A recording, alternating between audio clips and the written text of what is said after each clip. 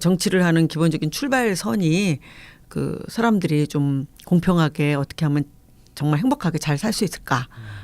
왜 사람들은 같이 똑같이 태어났는데 인간으로 태어났는데 왜 누구는 불행해야 되고 누구는 행복해야 되느냐? 그것도 돈 때문에 이런 질문들을 좀 많이 해왔었고요. 그런 이제 선상에서 정치를 하다 보니까 그런 이제 기본소득이라든지 이런 문제에 대한 인식을 좀 색다르게 좀 가지게 된 것 같습니다.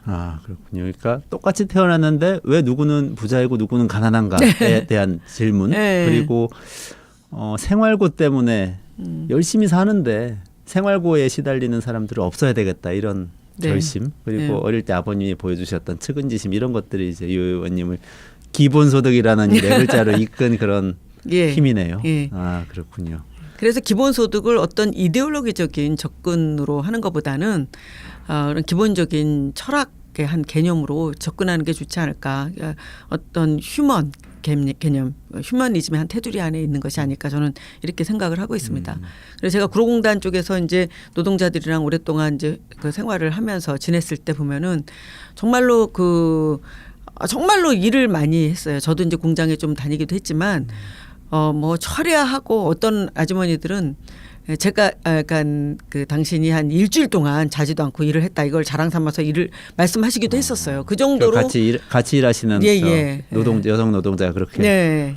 제가 그 신발 공장에 한 1년 가까이 다녔었는데 거기 이제 다니는 어떤 아주머니가 그런 얘기를 하셨어요. 늘. 그런데 사실 그렇게 정말 아주 장시간 노동 인간으로서는 도저히 그 한계를 가늠할 수 없는 정도의 노동을 정말 우리나라 사람들이 많이 했습니다. 그런 분들이 지금 대략 한 70대, 80대 이런 분들이거든요. 그런데 이제 그렇게 일을 하는데도 불구하고 받는 그 월급은 정말 임금은 굉장히 쥐꼬리만한 임금을 받게 되고 또 그런 노동을 통해서 임금을 받아서 또 그 잘 살 수 있는 희망이 있으면 좋은데 대부분의 경우에는 그런 소득만을 가지고 사는 사람들은 지금 만나도 사실은 굉장히 어렵게 사는 사람들이 많이 있습니다. 그러나 이제 중간에 이제 그래도 그 당시에는 열심히 일해서 소득이 있으면 그걸 저축을 하기도 하고 또 그걸 통해서 또 집을 사기도 하고 아이들을 키우기도 하고 이런 일정한 이제 희망이 있었고 또 그런 개천에서 용나는 그런 가난 계층 상승의 사다리가 또 뭐 노력만 하면은 보이는 그런 상황이었는데 가면 갈수록 그런 사다리가 다 이렇게 쓰러지고 계층 상승할 수 없고 또 아무리 노력해도 더욱더 옛날보다도 훨씬 더 어려운 빈곤의 늪에 빠지는 이런 상황들 경제적인 불평등은 끝없이 하여튼 이렇게 벌어지는 이런 상황이 있기 때문에 그런 측면에서 이 문제를 어떻게 해소할 수 있을까?